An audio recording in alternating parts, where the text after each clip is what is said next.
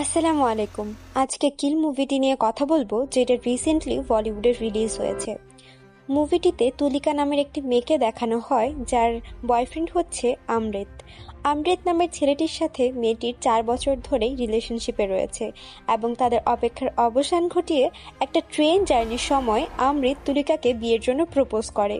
কিন্তু তাদের এই হ্যাপি মোমেন্টটা বেশিক্ষণ টিকতে পারে না, কারণ ওই ট্রেনেই আক্রমণ করে ডাকাতদের দল। সেখানে তুলিকার উপর বদনজর পড়ে ডাকাতদের একজনের, আর তার হাতেই তুলিকার মৃত্যু হয়। তুলিকার মৃত্যুটা আমৃতের সামনে হয় এবং সে এতে খুবই ভেঙে পড়ে। কিন্তু সে কিভাবে এই রিভেঞ্জটা নিয়েছে, একজন ট্রেন্ড কমান্ডো কতটা ভয়ানক হতে পারে রিভেঞ্জ নেওয়ার ক্ষেত্রে, সেটাই আমরা মুভিতে দেখতে পারবো। তো চলুন দেরি না করে শুরু করা যাক। মুভির শুরুতে আমাদের একটা কমান্ডো ফোর্স দেখানো হয়, যারা একটা মিশনে গিয়েছিল আর মিশন থেকে ফেরত আসছিল। তখন আমাদের বীরেশ নামক একজন কমান্ডোকে দেখানো হয়, যে তার বন্ধু আমৃতকে ডাক দেয়। সেখানেই আমরা আমাদের এই মুভির হিরোকে দেখতে পারি। আমৃত এবং বীরেশ দুইজনই বন্ধু ছিল। এরপরে দেখা যায় বীরেশ তার ফোন নিয়ে বিছানায় শুয়ে পড়ে আর আমৃত কিছু একটা করছিল। তখন বীরেশ হঠাৎই আমৃতকে মনে করিয়ে দেয় যে তোর এখনই তুলিকাকে কল করা উচিত, কারণ 10 দিন যাবৎ তোর কমান্ডো মিশনের জন্য তুলিকার সাথে কোনো কথাই হয়নি। সে হয়তো অনেক ডেসপারেট হয়ে রয়েছে তোর সাথে কথা বলার জন্য। তখন আমৃত যখন নিজের ফোনটা ওপেন করে, দেখতে পায় যে তুলিকার অনেকগুলো মেসেজ এবং শেষে একটা ভয়েস নোট ছিল, যেখানে তুলিকা বলছিল, আমৃত তুমি কোথায়?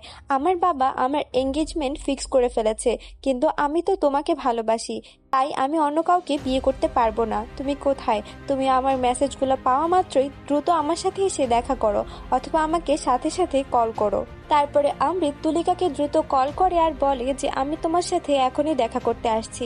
অন্যদিকে আমাদের তুলিকাকে দেখানো হয়, যার আজকে এঙ্গেজমেন্ট, তাই সে আজ খুব সুন্দর করে সেজেছে, তাকে খুব সুন্দরও লাগছে।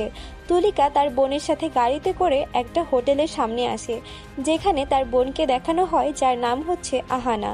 তার বোন তাকে জিজ্ঞেস করে, তুমি এঙ্গেজমেন্টটা কেন করছো? আমি জানি যে তুমি আমৃত ভাইয়াকে পছন্দ করো আর তার সাথেই তুমি থাকতে চাও। তখন তুলিকা তাকে বলে, আমি আমৃতকেই বিয়ে করব। এঙ্গেজমেন্ট আমার যার সাথেই করানো হোক না কেন, তাই এইটা নিয়ে তোর চিন্তা করার দরকার নেই। তারপরে আমাদের ছেলে পক্ষকে দেখানো হয়, যারা হোটেলে এসে পৌঁছেছে। আসলে তাদের যে সেলিব্রেশনটা হচ্ছিল, সেটা দেখে মনে হচ্ছিল তারা বিয়ে করতে এসেছে, কারণ তুলিকার যে বাবা ছিল সে খুব ছিল বিত্তবান এবং খুবই ধনী। সেখানে ছেলে পক্ষ আসার পরে তুলিকার বাবা তাদেরকে খুবই ভালোভাবে বরণ করে নিয়ে যায় আর তুলিকার সাথে ওই ছেলের এঙ্গেজমেন্টও করিয়ে দেয়। তুলিকাকে দেখেই বোঝা যাচ্ছিল যে তার মন অনেক খারাপ ছিল। তখনই সেখানে আমৃত চলে আসে, কিন্তু আমৃতকে যেহেতু কেউ চিনতো না, তাই তুলিকা তার সাথে কথা বলতে এগিয়ে যায়। তুলিকা তাকে দেখে খুশিতে কান্নাই করে ফেলে। তখন আমৃত আর তুলিকা একজন আরেকজনের সাথে কথা বলে। আমৃত বলে যে চলো আমরা এখন এখান থেকে পালিয়ে যাই। তুলিকা বলে, তুমি কি পাগল হয়েছো? তুমি কি শোনোনি একটু আগে আতশবাজির মতো শব্দ হচ্ছিল? ওই সব কিছু ছিল গুলির শব্দ। আমার বাবার সাথে এখানে যারা রয়েছে সবার সাথেই বন্দুক রয়েছে, তাই আমরা যদি এখন পালাতে যাই বিষয়টা খুবই রিস্কের ব্যাপার হয়ে যাবে। তাই এখন আমি কোনো রকম রিস্ক নিতে চাই না, তাই তুমি আজকে ফিরে যাও। এরপরে আমৃত বলে যে তুমি কি আমার সাথে মরতে চাও না? তুলিকা বলে, আমি তো তোমার সাথে বাঁচতে চাই, মরতে চাইবো কেন? তারপরে আমৃত সেখান থেকে চলে যায় আর তার বন্ধুকে কল করে বলে যে আমাদের মিশন ক্যান্সেল হয়ে গেছে। কনফিডেন্স বলে যে এখানে তো সবকিছু সেটই আছে, তোরা চলে আসলেই তো পারিস, আমরা ডাইরেক্ট এখান থেকে চলে যাব। কিন্তু আমৃত বলে যে না, এখন সে মানা করে দিয়েছে, তাই আমরা পরে বিষয়টা দেখছি। যখন তারা হোটেল রুমে যায়, বীরেশ আমৃতকে বলে যে যেই মেয়ে তোর সাথে তার বাবার ভয়ে আজকে পালাতে পারলো না, সে তোর সাথে যে কালকে পালাবে এর কি গ্যারান্টি রয়েছে? এইটা শুনে আমৃত বলে যে আমার আর তুলিকার ভালোবাসা অনেক গভীর, তার বাবাকে ভয় পাওয়ার চাইতেও অনেক বেশি গভীর, তাই তুই এটা নিয়ে কোনো রকম টেনশন করিস না। তখনই তুলিকার মেসেজ আসে যে কালকে তারা দিল্লির জন্য ট্রেনে করে বেরিয়ে যাবে, তাই সেও যেন ট্রেনে চলে আসে। এরপরে আমাদের দেখানো হয় তুলিকার পুরো পরিবার ট্রেনে উঠে গিয়েছে এবং তুলিকাও ট্রেনের মধ্যে উঠে গিয়েছে। ইতিমধ্যেই রাত হয়ে গিয়েছে। তখন আমাদের একটা ছেলেকে দেখানো হয় যে পেট্রোল পাম্পে কাজ করত এবং বারবারই তার কাছে একটা কল আসছে, কিন্তু সে সেটা কেটে দিচ্ছে। এরপরে ছেলেটা ড্রেস চেঞ্জ করে ট্রেনের দিকে যায়, যে ট্রেনে তুলিকারা রয়েছে। দেখানো হয় সেই ছেলের সাথে আরো কিছু ছেলে পেলে বিভিন্ন বগিতে ভাগ হয়ে উঠে পড়ে। আসলে এখানে যেই ছেলেটিকে দেখানো হয় তার নাম হচ্ছে ফানি, এবং তার বাবাই তাকে এতক্ষণ কল করছিল সেই ট্রেনে আসার জন্য কিছু ছেলেপেলেদের গ্যাং নিয়ে। সেখানে দেখা যায় যে ফানির বাবা তাকে কল করে, আর ফানি এবার তার কলটা রিসিভ করে। তারপরে তার বাবা তাকে জানায় যে তুমি কেন আমার কলটা রিসিভ করছিলে না, তোমার কাছে তো বেশি সময় নেই, তুমি কি শুধু ফালতু কাজ করার জন্য সেখানে গিয়েছো? বলে যে তোমার কাছে মাত্র 30 মিনিট আছে, তুমি যদি কাজ করে বের হয়ে যাও তাহলে আমরা তোমাদের সবাইকে নিয়ে বের হয়ে যেতে পারবো, আমরা সামনের স্টেশনেই তোমাদের জন্য অপেক্ষা করছি। এই বলে ফানির বাবা তাকে জিজ্ঞেস করে যে তুমি কোন বগিতে রয়েছো। তখনই হঠাৎ ফানি তুলিকাকে দেখতে পায়। তুলিকাকে দেখে সে কোথাও একটা থমকে গিয়েছিল এবং তার কোথাও একটা ভালো লাগতে শুরু করেছিল তুলিকাকে। তখনই সে তুলিকার সামনে গিয়ে তাকে জিজ্ঞেস করে যে এটা কত নাম্বার বগি। তুলিকা বলে যে এইটা A1। তখন সেখান থেকে ফানি চলে যায় আর অমৃত চলে আসে তুলিকার সাথে দেখা করার জন্য। অমৃত তুলিকাকে একটা ওয়াশরুমের ভিতরে নিয়ে যায় আর সেইখানে তুলিকাকে বিয়ের জন্য প্রপোজ করে বসে। তুলিকার হাতে যখন সে রিংটা পরাতে যাবে তখনই দেখে তার হাতে তার গতকালকের যে এঙ্গেজমেন্টের রিংটা রয়েছে সেইটা আছে। তুলিকার এই রিংটা দেখে সে কিছুটা আপসেট হয়ে যায়, তাই তুলিকা সেই রিংটা খুলে ফেলে দেয় আর অমৃত তাকে নতুন রিংটা পরিয়ে দেয় আর বলে আমি খুব শীঘ্রই তোমাকে বিয়ে করব। তুলিকা অনেক খুশি হয়ে যায়, কিন্তু তখনই তুলিকা বলে আমাকে যেতে হবে। তারপরে তুলিকার বগিতে আর অমৃত বীরেশের কাছে চলে যায়। সেখানে যাওয়ার পরে সে খুবই স্মাইল করছিল, তাই বীরেশ বিষয়টা বুঝতে পারে হয়তো তার সাথে তুলিকার দেখা হয়েছে। সেখানে আরেকটা ছেলের সাথেও তাদের কথা হয়। ছেলেটা তাদেরকে জিজ্ঞেস করে আপনারা কি আর্মিতে রয়েছেন? তারা বলে হ্যাঁ। ছেলেটা বলে আমিও আর্মিতে জয়েন করতে চাই। এরকম কথাবার্তা হওয়ার পরে আমাদের দেখানো হয় তুলিকাদের যে বগি রয়েছে সেই পর্যন্ত ডাকাতরা অ্যাটাক করে দেয়, এমনকি অন্য সব বগিতেও ডাকাতরা অ্যাটাক করা শুরু করে দেয়। তুলিকাদের বগিতে ডাকাতরা আসার পরে সবাইকে মারধর করতে থাকে আর সেখান থেকে জিনিসপত্র ছিনতাই করতে থাকে। তুলিকার বাবা তুলিকার সামনে এসে পড়ে আর বলে তোমরা কি চেনো আমি কে? তখনই ফানি বলে কে আপনি? সে বলে যে আমি বলদেব ঠাকুর, আমি অনেক ক্ষমতাশালী, পুলিশ তোমাদেরকে একদমই ছাড়বে না। তখন সেখানে বানি তাকে মারতেই যাবে, তার চাচা তাকে আটকায় আর বলে যে সে খুবই বিত্তবান এবং সে শান্তি ট্রান্সপোর্টের মালিক, সে হয়তো আমাদেরকে ছাড়বে না পরে। তাই ফানি তাকে কিছু করে না, কিন্তু বলে যে তাহলে তো আমরা তাদেরকে কিডন্যাপ করলেই পারি, তাহলেই তো আমরা খুব সহজেই টাকা পয়সা পেয়ে যাব অনেক। এরপরে দেখানো হয় তুলিকাদের ওইখানে তাদেরকে বাঁচানোর জন্য তুলিকাদের বডিগার্ড চলে আসে আর তাদের বডিগার্ড ফানির উপরে হামলা করতে যাবেই তখনই ফানি তাকে মেরে ফেলে। তখন তুলিকার বাবার সাথে তার হাতাহাতি হয় আর তুলিকার বাবাকে সে অজ্ঞান করে দেয়। এই সব কিছু দেখে তুলিকা অনেক ভয় পেয়ে যায়। অন্যদিকে আমাদের যে হিরো রয়েছে অমৃত, তাদের ওইখানেও ডাকাত দল আক্রমণ করে বসে আর তখনই অমৃত বুঝতে পারে যে হয়তো তুলিকার সাথেও এরকম কিছু একটা হচ্ছে, তাই সে তুলিকাদের বগির দিকে যেতে থাকে। অন্যদিকে ফানি তুলিকার সাথে খুবই বাজে ব্যবহার করতে থাকে, তাকে বাজেভাবে স্পর্শ করতে থাকে। তখনই সেখানে অমৃত চলে আসে আর এই সবকিছু দেখে তাদের সবাইকে মারতে শুরু করে। আরেকটা কথা বলে রাখি, এইখানে যে ডাকাত দল রয়েছে তারা সবাই কোনো না কোনো ভাবে এক একজন আরেকজনের আত্মীয়। তখনই সেখানে মারধর শুরু হয়ে যায়, অমৃত আর তার বন্ধু সবাইকে মারতে শুরু করে।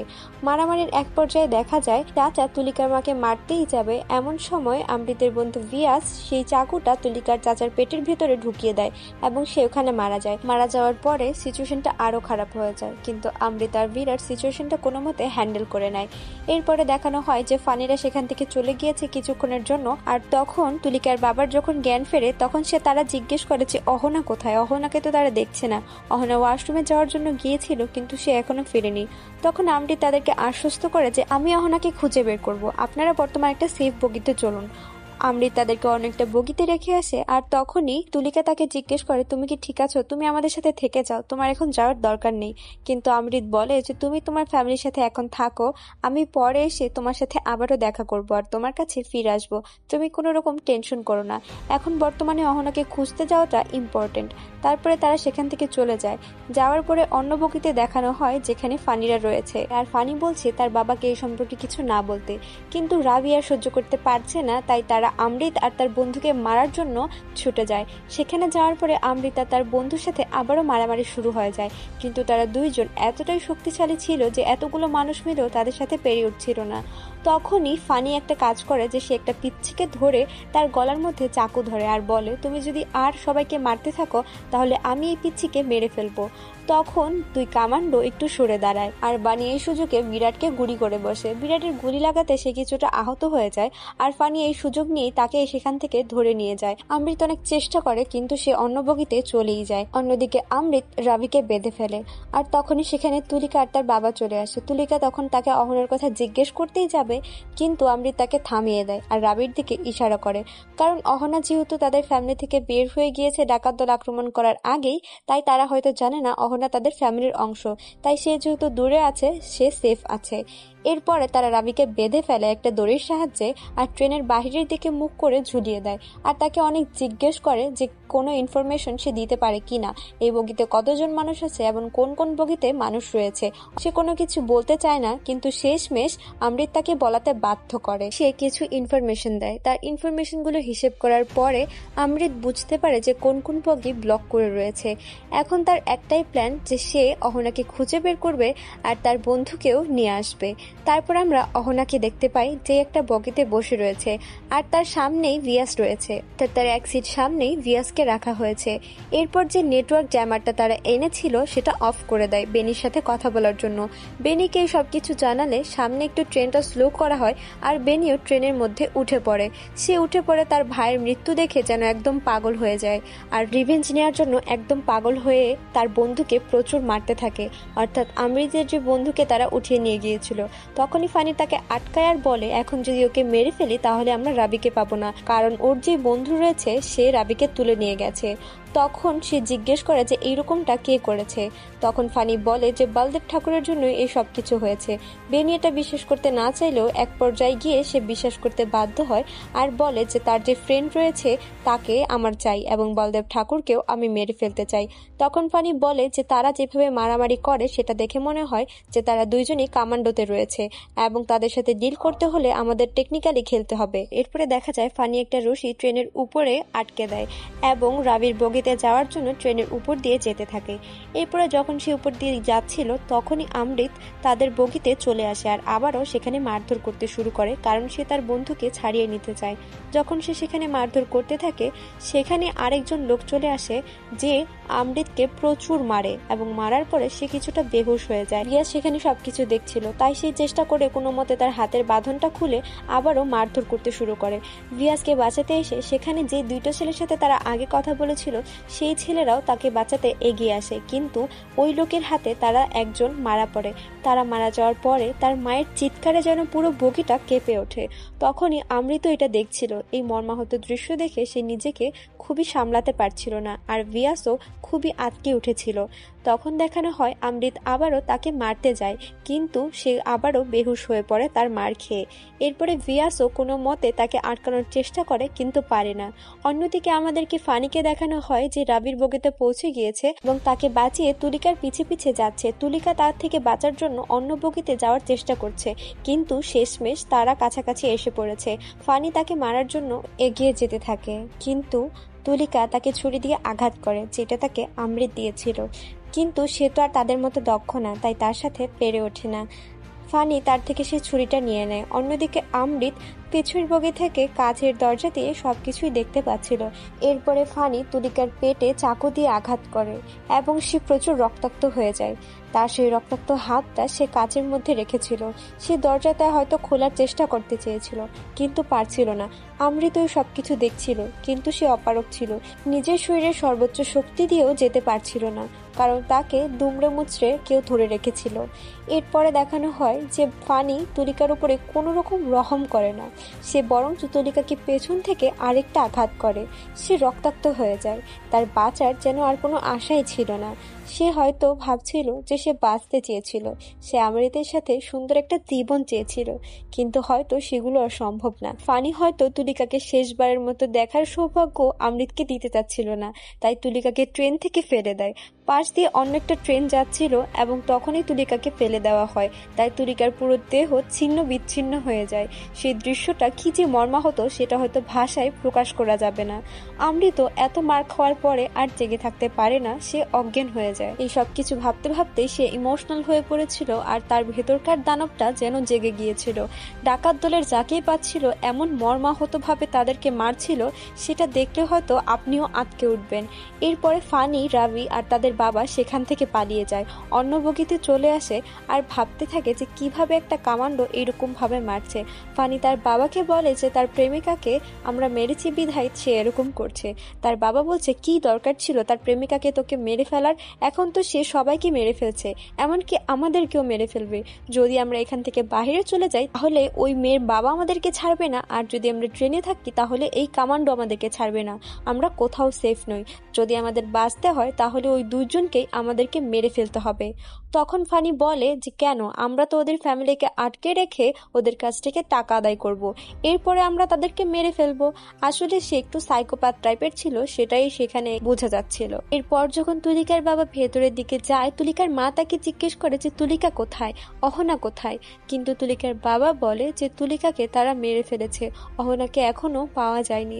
তুলিকার মা বিশ্বাস করতে না চাইলে তার বাবা বলে যে তুলিকাকে তারা এমন নৃশংসভাবে মেরেছে যে আমার মেয়ের পুরো জামাটা রক্তে লাল হয়ে গিয়েছিল। এই সব কিছু বলতে বলতে সে খুবই কান্না করতে শুরু করে, তার মাও কান্না করতে শুরু করে। অমৃত আর তার বন্ধু এই সব কিছুই দেখছিল। অমৃত তখন ইমোশনাল হয়ে যায় এবং সেখান থেকে বেরিয়ে কান্না করতে শুরু করে। তখন সে ডিসাইড করে যে তুলিকাকে শেষবার যে ওয়াদা করেছিল অহনাকে ফিরিয়ে আনার, সেটা সে পূরণ করবে। তাই সে ফানিদের বগিতে যাবে আর অহনাকে খুঁজে নিয়ে আসবে আর তাদেরকেও মেরে ফেলবে। তখন দেখানো হয় সেই বগির বাহিরে একটা দড়ি ঝুলছে, আসলে এই দড়ি দিয়েই ফানি এই বগিতে এসেছিল।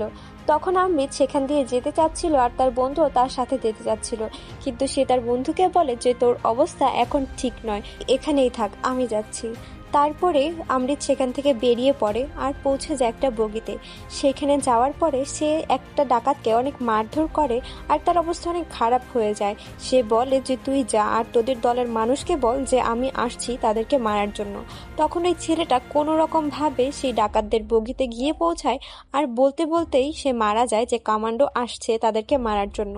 এরপরে সবাই আতঙ্কিত হয়ে যায় আর সবাই ফানিকেই ব্লেম করতে থাকে, কারণ সেই তুলিকাকে মেরেছিল আর এর কারণে তাদেরকে আজকে এইরকম দিন দেখতে হচ্ছে। কিন্তু তাদের মধ্যেই গন্ডগোল লেগে যায়। তখন ফানির বাবা সবাইকে থামায় এবং বলে যে আমরা যদি এখন এখান থেকে বের হয়ে যাই তাহলে আমরা হয়তো আর বেঁচে থাকতে পারবো না, কারণ এইখানে যে ঠাকুর রয়েছে সে হয়তো অসহায় এখন, কিন্তু বের হয়ে গেলে সে আমাদের সবাইকে মেরে ফেলবে, কাউকে বাঁচতে দেবে না, তাই ওকে আগে মারতে হবে। তাই ফানিকে ওই বালদেব ঠাকুরকে মারার জন্য পাঠিয়ে দেয় আর বাকি সবাই সেই বগিতে রয়ে যায়।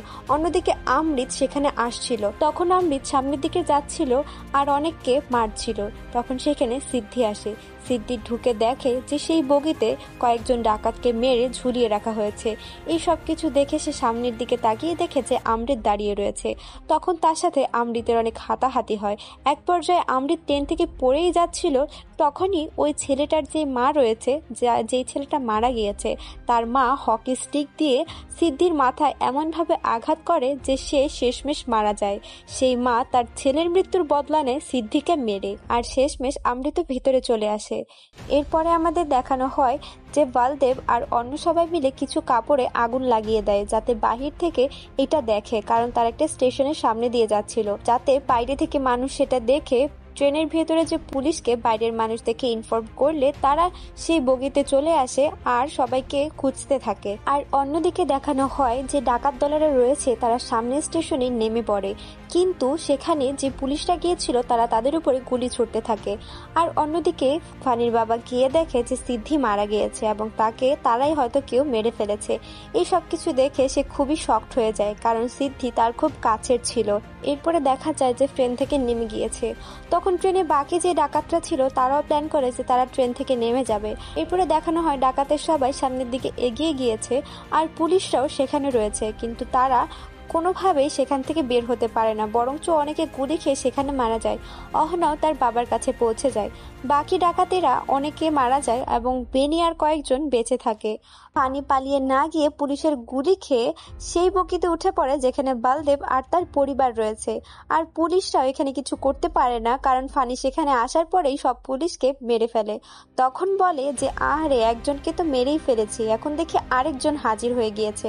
আসলে সে অহনার কথা বলছিল, সে জানতো না যে তার 2টা মেয়ে রয়েছে আর অহনা তাদের আরেকটা মেয়ে। এখন অহনা বুঝতে পারে যে তার বোনের কথা বলছে। তার বাবাকে জিজ্ঞেস করে, বাবা এগুলো কি বলছে, আমার বোন কোথায়? তখন তার বাবা এই কষ্টের কথাটা তার কাছে আর বলতে পারে না, শুধু তার দিকে অশ্রুসিক্ত চোখে তাকিয়ে থাকে। অহনার আর বুঝতে বাকি হয় না যে এই নরপশুর শিকার হয়ে গেছে তার বোন। অহনা কাঁদতে থাকে আর তার বাবাকে বলতে থাকে যে এগুলো কি হয়ে গেল বাবা। তখনই ফানি সেখানে তার বন্ধুকে দেখতে পায়, অর্থাৎ আমৃতের বন্ধুকে দেখতে পায়। তাকে দেখতে পেয়ে সে তাকে নৃশংসভাবে হত্যা করে ফেলে। যতক্ষণ পর্যন্ত না সে মারা যাচ্ছে ততক্ষণ পর্যন্ত তার পেটের মধ্যে চাকু ঢুকিয়ে বসে থাকে। তাকে খুব মর্মান্তিকভাবে সে মেরে ফেলে। এরপরে আমাদেরকে আমৃতকে দেখানো হয় কোনোভাবে জব্দ করে ওই বগিতেই নিয়ে আসে যেখানে ফানি রয়েছে আর বলদেব ঠাকুরের পরিবার রয়েছে। সেখানে আসার পরে ফানি বলে যে এই কামান্ডোকে ভালোভাবে ধর, কারণ এটা খুবই শয়তান, যে কোনো সময় বের হয়ে যেতে পারে। তখন বেনি ফানিকে বলে, তুই কেন এখনো এই ঠাকুরকে বাঁচিয়ে রেখেছিস, কেন তাকে মারিসনি? তখন বেনি তাকে এগিয়ে গিয়ে মারতে গেলে ফানি তাকে আটকে দিয়ে বলে, এখন কেন ওদেরকে মারবো, ওদের কাছ থেকে তো আমরা অনেক টাকা পয়সা হাসিল করতে পারবো, ওদেরকে মেরে তো এখন আমাদের কোনো লাভ নেই। তখন বেনি আর ফানির মধ্যে হাতাহাতি হতে থাকে। তার সুযোগ নেই, আমৃত তার পিছের যে লোকটা থাকে তাকে মেরে ফেলে। এক এক করে সেখানে সবাইকেই মারতে শুরু করে, আর এমনকি সে ফানিকে আঘাত করেই বেনিকেও মারতে শুরু করে। বেনিকে সে এমন নৃশংসভাবে হত্যা করে এটা দেখে শুধু আপনার আর আমার নয়, বাকি সবারই গা শিউরে উঠবে। এত যন্ত্রণাদায়ক এবং নৃশংস একটা মৃত্যু আমৃত বেনিকে দেয়। এটা দেখে ফানিও খুবই আতঙ্কিত হয়ে যায় এবং সবাই প্রাণপণে চেষ্টা করে বেনিকে বাঁচানোর জন্য, কিন্তু শেষমেশ বেনিকে আর বাঁচানো যায় না। সবাইকে এক এক করে আমৃত মেরে ফেলে, শুধু বাকি থাকে ফানি। এরপরে সে তার আহত শরীর নিয়ে এক পা করে ফেনির দিকে আগাতে থাকে, কিন্তু ফেনি তাকে তখন বলে যে কি ভাই, আমি তো তোদের মধ্যে মাত্র 4-5 জন মানুষকে মারলাম, আর তুই এক এক করে আমার পুরো ফ্যামিলিকেই শেষ করে দিলি। তাদের মধ্যে 40 জন মানুষ ছিল, তুই কিভাবে একা হয়ে এই 40 জন মানুষকে মেরে ফেললি? আমি তো মাত্র তোর গার্লফ্রেন্ড আর 2-1 জনকে মেরেছিলাম, তুই এটা কিভাবে করতে পারলি? কিন্তু আমৃতের কাছে এত কথা বলার সময় ছিল না। ফেনিকে ধরে খুব মারতে থাকে। ফেনিও তাকে উল্টো জবাব ভালোই দিচ্ছিল, সেও তাকে অনেক মারছিল। এক পর্যায়ে আমৃত মাটিতে বসে পড়ে আর লড়াই করতে পারছিল না। তখন ফানি ভাবে যে সে হয়তো তাকে ইমোশনালি আরো দুর্বল করে দিতে পারবে যদি তুলিকার কথা বলে। তখন তুলিকার কথা বলাতে সে বলে যে আমি তো তোর গার্লফ্রেন্ডকে খুব নৃশংসভাবে মেরেছি, তোকে এখন যেভাবে মারছি তাকেও চাকু দিয়ে এইভাবেই আমি আঘাত করেছিলাম, কত কষ্ট পেয়েছিল তাই না? এই সব কিছু শোনার পরে আমৃত যেন দুর্বল না হয়ে আরো শক্তিশালী হচ্ছিল। ফানির কথায় তার চোখের সামনে তুলিকার চেহারাটা ভেসে উঠছিল।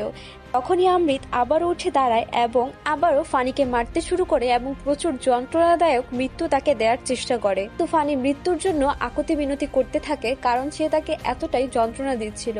এক পর্যায়ে ফানিকে মারতে মারতে সে ফানিকে মেরেই ফেলে।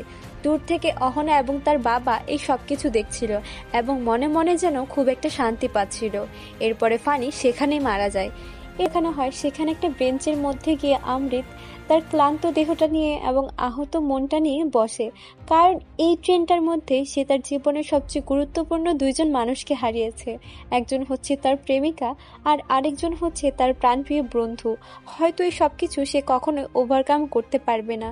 এই সবকিছু ভেবেই সে খুবই মর্মাহত হচ্ছিল আর খুবই ইমোশনাল ফিল করছিল। তখনই সে অনুভব করে এবং দেখতে পায় তুলিকা তার পাশে এসে বসেছে, আর তুলিকা তাকে বলছে যে তোমার সাথে থাকার জন্য কি আমাকে বেঁচে থাকতে হবে? মৃত্যু আমাকে তোমার থেকে আলাদা করতে পারবে না। এই সব কিছু বলার পরে আমৃত যেন নিজের মনে একটু প্রশান্তি পাচ্ছিল। সে আরো বলে, যদি তুমি বেঁচে থাকো তাহলে তোমার মধ্যে দিয়েই তুলিকাও বেঁচে থাকবে, তাই তোমাকে অবশ্যই নিজের খেয়াল রাখতে হবে। মুভিটা এখানেই শেষ হয়ে যায়। মুভিটার এন্ডিংটা হয়তো খুব কষ্টের ছিল, এমনকি পুরো মুভিটাই একটা শ্বাসরুদ্ধকর টাইপের মুভি ছিল। আপনাদের যদি ভালো লেগে থাকে অবশ্যই লাইক, কমেন্ট, শেয়ার করে দেবেন এবং এরকম আরো মুভির এক্সপ্লেনেশন পেতে আমাদের চ্যানেলটিকে সাবস্ক্রাইব করে রাখবেন। এতক্ষণ আমাদের সাথে থাকার জন্য আপনাদেরকে অনেক অনেক